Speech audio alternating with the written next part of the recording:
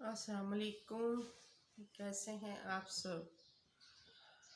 और कैसी सुबह है आज?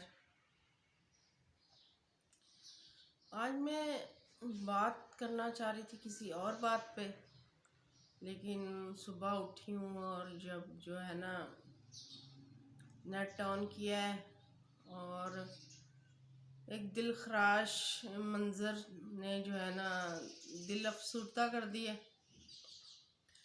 लीबिया से इटली जाने वाली कश्ती जिसमें 28 पाकिस्तानी नौजवानों की हलाकत हुई है और मेरा ख्याल है ज़्यादातर जो लोग हैं वो गुजरात के इलाके से बिलोंग करते हैं।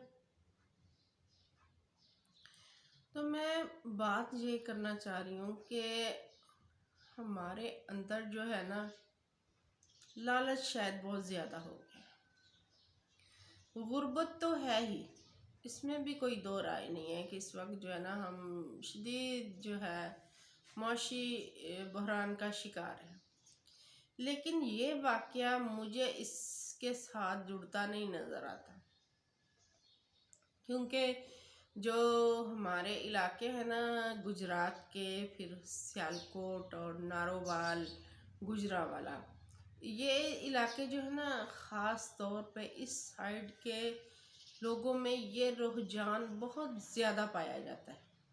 यानी कि यूरोपियन ममालिक में जाने का जो है ना रुझान बहुत ज़्यादा है।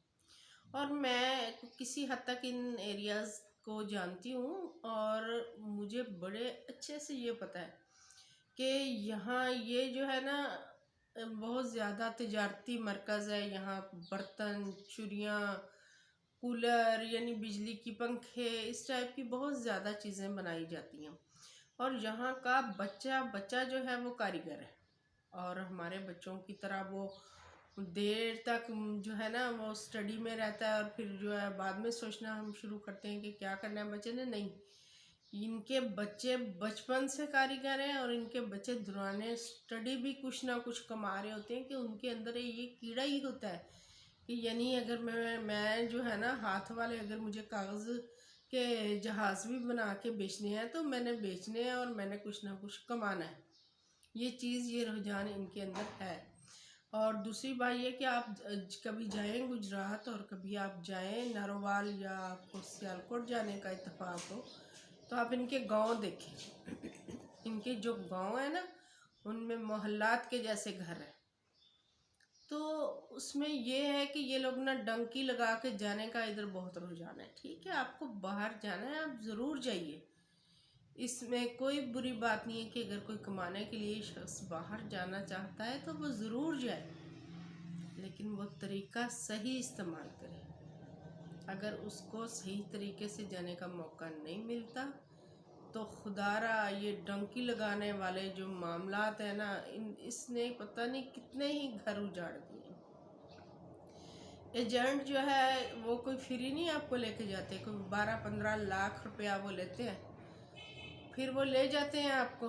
और उसमें ज़्यादातर एजेंट जहाँ कहीं उनके एरियाज़ होते हैं वो सुनसान उजाड़, जहाँ उन्हें पता होता है कि आपको कहीं और से मदद नहीं मिलने वाली, तो वहाँ ले जा के ज़्यादातर नौजवानों को लूट लिया जाता है। और ये वाक़यात भी कसरत से सामने आए हैं कि उनके अपने ही बंदे आपको अगवा करते हैं, आपके साथ मारपीट करते हैं, फिर आपकी वीडियोस जो है आपके घरों में भेजी जाती हैं और रोते पीटते जो है ना वालदैन फिर दुहाइयाँ देते हैं और जो है पैसा कोई इधर से इकट्ठा कर कोई उधर से इकट्ठा कर और वो तावान अदा करके आपको वापस लेते हैं। और बहुत सारे लोग जो हैं वो आधे रास्ते से माजूर हो जाते हैं। इतनी दिक्कतें होती हैं, इतनी कठिनाई होती है। और बाज़ जगह तो ऐसे इलाके हैं कि इतनी धुंध होती है कि आपको जो है ना एक गज पे भी दिखाई नहीं देता और बर्फ़ में चलने पे मजबूर होते हैं। और मैंने ये बहुत सारी वीडियोस देखी हैं कि जिसमें जो है ना पाँव कट गया, हाथ कट गया, माजूर हो गए, फिर किसी ना किसी तरह जो है ना जो बाकी साथी हैं वो उस बोझ को उठाकर चलते हैं और कुछ को तो वो फिर छोड़ देते हैं, जब उनके बस का नहीं रहता वो छोड़ देते हैं। तो वो अक्सर जो होता है या तो वो मर गया और या अगर वो वापस भी लौटा तो उसकी टांग कट गई या पैर कट गया। तो उसके बाद जो है ना सारी ज़िंदगी जो है माजूरी की गुजारता है इसी पाकिस्तान में आके।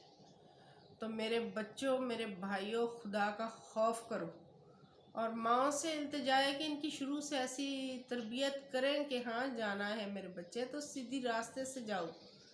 इस तरीके से इनको मत अपने घरों से जाने दें, इस तरीके से इन्हें मत भेजा करें।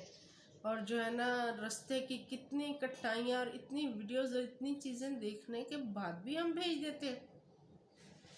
खुद हमारी अपनी फैमिली में जो है ना मैंने ये चीज़ देखी कि वो बाप जो है उसका अच्छा खासा ठीक ठाक कारोबार है और उसके 2 ही बेटे हैं। और जो है ना उसके बावजूद लड़के को शौक चुराया कि मैंने तो बाहर ही जाना है और जाना भी डंकी लगा के है। तो वो यहाँ से चला गया और जनाब ईरान के बॉर्डर पे जाके अरेस्ट हुआ और उन्होंने जो है वापस भेज दिया। कितना पैसा ज़ाया हुआ, कितनी ज़िल्लत हुई, कितनी ख्वारी हुई, वो एक अलहदा दास्तान है। बहरहाल बच्चा जनाब वापस आ गया। आने के बाद फिर उसको चैन नहीं आया। फिर जो है दूसरी मर्तबा उसने डंकी लगाई और रास्ते में शदीद कठिनाइयों की बायस फिर वो जा नहीं सका और फिर उसने दूसरी मर्तबा फिर वो वापसी के अपने घर में आया। और अब तीसरी मर्तबा जनाब वो जो है ना जाने के लिए मतलब आप सही तरीके से जाने के लिए कोशिश में है। चलो वो तो कोई बात नहीं कि सही तरीके से आप जाएं, लेकिन ऐसा भी क्या इश्क के घर में घर मौजूद है, आपका अपना कारोबार और बिजनेस मौजूद है, लेकिन आपको इश्क चढ़ा है कि आपने बाहर ही जाके धक्के खाने हैं। और जो है अब ये जो 28 नौजवान ज़िंदगी की बाजी हार गए हैं और बहुत सौ के पीछे उनकी बीवियां होंगी, उनके बच्चे होंगे और जो माएँ होंगी, तो आप जाने से पहले क्या अपनी फैमिली के बारे में नहीं सोचते कि जो है ना अगर रास्ते में हमें कोई इस तरह की मुश्किल पेश आ गई या अल्लाह ना करे हम ज़िंदगी की बाजी जैसे ये बच्चे ज़िंदगी की बाजी हार गए हैं और वो आप देखें तो सही वो डूबती हुई कश्ती उस पल में क्या उनके जहन पे गुजरी होगी और क्या उनके दिल पे गुजरी होगी। और अब वो तो गुजर गए, उनकी फैमिली जब जब ये फुटेज देखेगी तो उसके ऊपर क्या गुजरती होगी और अब किस तरह उनकी मैयतें जो है और कब वो पहुंचाई जाएंगी। और जब वो पहुंचेंगी घर में वो डूबे हुए लोग, कुछ की लाशें शायद मिलें और कुछ की शायद मिलें भी ना, तो किस हालत में उनके चीथड़े होंगे और किस हालत में वो घरों में पहुंचेंगे और क्या दिल खराश मनाजर होंगे। और फिर हम रो रहे हैं और हम उन माओं के साथ हमारे दिल दुखी हैं जिनके बच्चे गए हैं और उन बच्चों के साथ मैं दुखी हूँ जिनके बाप चले गए हैं। लेकिन अपनी जो है ना चादर में रहना सीख लीजिए खुदा के वास्ते। अगर आप सही तरीके से नहीं जाते तो आपको अल्लाह पाक ने रिज़्क़ का ठेका उसके ज़ुम्मे है, वो थोड़ा दे वो कम दे, उसके ऊपर कनात करना सीखे। मत इस तरह अपनी ज़िंदगियां कमाएं, मत माओ को दुखी करें। और ये हमारी बदनामी का भी बाइस होता है। ये कोई हमारी मतलब कोई अच्छी चीज़ तो नहीं है ना कि हम लोग इस तरह चोरों की तरह इंटर होते हैं और फिर हम मुल्क मुल्क छुपते रहते हैं।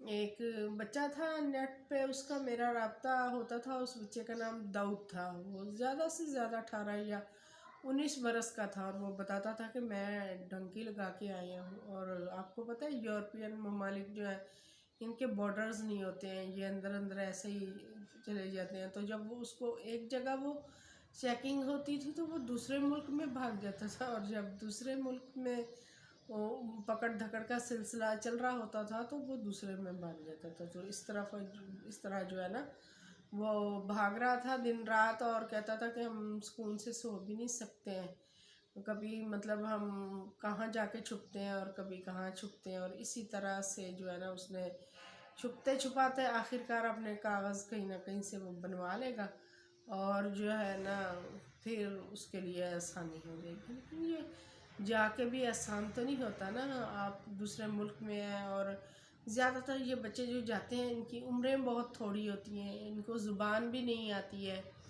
और जाके ये इस तरह कई कई रोज़ भूखे प्यासे किस तरह ये सफ़र करते हैं और किस तरह वहाँ ये जा पहुँचते हैं, और जो पहुँच गया उसके लिए दिक्कतों का नया बाब खुल जाता है।